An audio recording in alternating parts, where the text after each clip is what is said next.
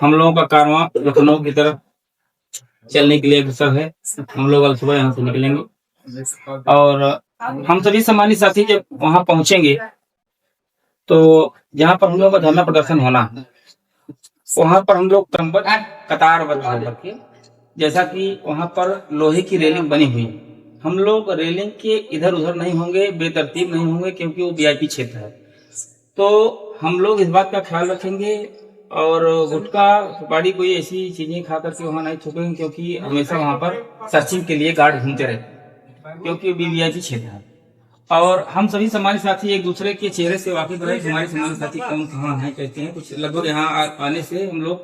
मोटा मोटी अपने साथियों को पहचानने में हम लोगों को आसानी हो। और साथियों, जब हम लोगों के साथ मीडिया के सम्मानित साथी जब आएंगे तो उनसे उनका धन्यवाद करते हुए उनसे अपनी बात कहनी है। तो वो लोग जैसा कि पूछेंगे कि आपका क्या उद्देश्य है, आपका धरना प्रदर्शन का क्या प्रमुख उद्देश्य है, आप लोग क्यों लखनऊ आए हैं, क्या मकसद है आपका। तो हमारे सभी सम्मानित साथी 3 मुख्य आप लोग याद कर लेंगे तो थोड़ा सा आप लोगों को आसानी होगी। पहला ड्राइवर आयोग, दूसरा ड्राइवर वेलफेयर बोर्ड और तीसरा अथॉरिटी लेटर। और भी सम्मानित साथी जैसे जिनको बेहतर स्मृति रहे, याद रहे, तो आप कह सकते हैं कि दुर्घटना में किसी भी हमारे साथी भाई की मृत्यु हो जाने पर उन्हें 25 लाख का मुआवजा और उनकी विधवा पत्नी को 10,000 पेंशन और उनके बच्चों की शिक्षा और उनके संरक्षण की पूरी जिम्मेदारी सरकार की होनी चाहिए, ये हमारी मांग है। दूसरी, जैसे कि आप उनसे कह सकते हैं कि हमारे जो भी सम्मानित साथी भाई एक्सीडेंट में वो दुर्घटनाग्रस्त हो जाते हैं और हैंडीकैप हो जाते हैं, विकलांगता की दशा में आ जाते हैं, तो उनको कम से कम सर 15 लाख मुआवजा और उन्हें 10,000 पेंशन देने की आवश्यकता है। और जी, और तीसरे अगले ऑप्शन में आप ये कह सकते हैं कि जो भी हमारे सीनियर्स हैं जो जिनकी लाइसेंस की वैधता समाप्त हो जाती है, तो उनके मतलब रिटायर्ड ड्राइवरों को 5,000 रुपए पेंशन देने का सरकार सुनिश्चित करे, हमारी मांग। और हम लोग जिस तरह से शासन प्रशासन के द्वारा हम लोगों के साथ धनुगाही होती है, हमारा शोषण होता है, हमारा दोहन होता है, और हमको अपमानित करते हैं, मारते हैं, पीटते हैं, प्रताड़ित करते हैं, कहीं चोर उचक्कों से, कहीं हमको पार्किंग की व्यवस्था नहीं है, सड़क पर चलने के समय हमको पार्किंग की व्यवस्था नहीं है। और हम लोगों को जब भी कभी कोई हमारा सारथी भाई दुर्घटनाग्रस्त हो जाता है तो हमारे सारथी भाई को सरकार जो है, जैसे एम्स, पीजीआई जो उच्च कोटि के अस्पताल हैं, उनमें हमारे सम्मानित साथी का, दुर्घटनाग्रस्त साथी का इलाज करने के लिए सरकार सुनिश्चित करे और उनका वेटेज दे 10% हम लोगों को, कि हमारी सम्मानित साथी का वहां पर तुरंत तत्काल प्रभाव से इलाज शुरू हो। तो ये बात आप जितना भी मतलब मुख्य बात को जोड़ते हैं, आप जितना जल्दी अपनी बात कहेंगे, क्योंकि बहुत लंबे अरसे तक वो आपके साथ रहेंगे नहीं, फिर अगला साथी। तो जैसे आप ध्यान दीजिए कि यदि कोई एक टॉपिक पर आपसे पूछा तो आप तैयार रहिए, अपने मन में, अपने जवान में एकदम तैयार रहिए कि हम ये वाला टॉपिक बोलेंगे, आप ये वाला टॉपिक बोलेंगे, एक सा जवाब नहीं देना है, समझ रहे। तो जैसे किसी से बात कर रहा है तो आप एकदम ध्यान में रखें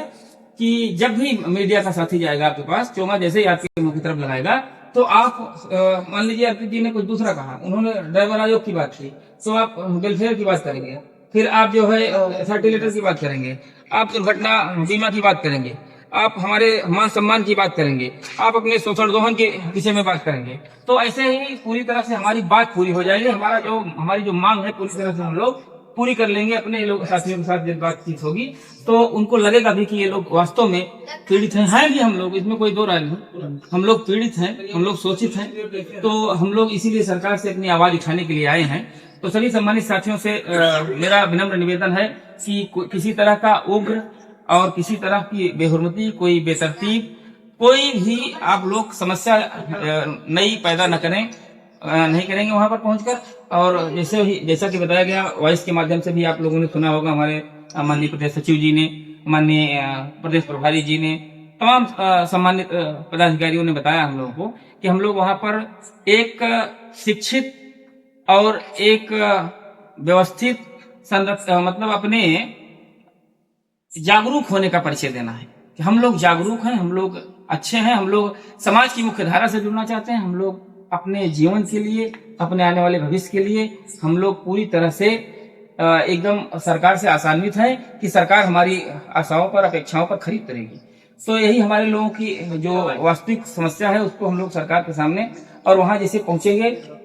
तो हम अपने साथियों को बताना चाहते हैं कि भारत माता की जय, ये भी बोलना है क्योंकि एक जो है हम लोग जय साथी जय भारती का वो नारा देते हैं। और जैसे जब धरना होने लगेगा तो अपना अपना बिन हवा न पत्ता हिलता है, बिन लड़े न हिस्सा मिलता है, ये नारा जैसे जब हम लोग आंदोलित हो जाएंगे तो मान लीजिए कि जो वहाँ का प्रशासन है हम लोगों को मान लीजिए डिटेन करना शुरू कर दे, तो जब जैसे भरेगा तो हम लोग ये इस नारे को जो है गूंगी भरी सरकार को, गूंगी भरी सरकार को हम अपने नारे से जगा देंगे, समझे ना, अपनी आवाज से जगा देंगे। मतलब अपनी जैसे वो रहेगा, आवाज दो हमें एक हमें, हर मुश्किल का हल होगा, आज नहीं तो कल होगा। इस तरह के जो नारे हैं हमारे, हम लोग जैसे बोलेंगे तो एकदम एक दो साथी उसमें बोलेंगे, फिर आप लोग जवान पे आ जाएगा। जब हम लोग उसमें रहेंगे तो आंदोलन को ऐसा लगेगा और उसमें अपनी भाषा को जो है मजबूती से, और जब हम लोग वो करेंगे तो मुट्ठी बांध करके हम लोग अपने हाथ को इस तरह से करेंगे, आवाज दो हम एक हैं, आवाज दो हम एक हैं। हाँ, तो इस तरह से सरकार के कानों तक हम लोगों की बात पहुंच जाएगी। वैसे हम लोग हमारे उच्च पदाधिकारी और हमारे जितने भी साथी भाई हैं इनके हम बहुत बहुत ऋणी हैं, आभारी हैं कि सभी सम्मानित साथियों ने जिस तरह वहां पर लखनऊ चलने की जो व्यवस्था बनाई है और जितने भी साथी सम्मानित चल रहे हैं, हम लोग ठीक ठाक संख्या में वहां पहुंचने जा रहे हैं। और कल वास्तव में हमारी आवाज और हमारे नारे से, हमारे ज्ञापन से सरकार संतुष्ट होगी और आने वाले शीतकालीन सत्र में हम लोग ये उम्मीद करते हैं, आशा करते हैं कि हमारे लोगों की मांग, हमारे लोगों की बातें सदन में उठाई जाएंगी, विधानसभा में उठाई जाएगी। इन्हीं शब्दों के साथ मैं अपनी वाणी को विराम देता हूं और आप सभी सम्मानित साथियों से मैं पूरी तरह से करबद्ध निवेदन आग्रह करता हूं कि आप लोग मेरे मान सम्मान की रक्षा का ध्यान में रखते हुए आप लोग कोई गलती नहीं होगी। जय हिंद, जय भारत, जय भारत जिंदाबाद, आवाज दो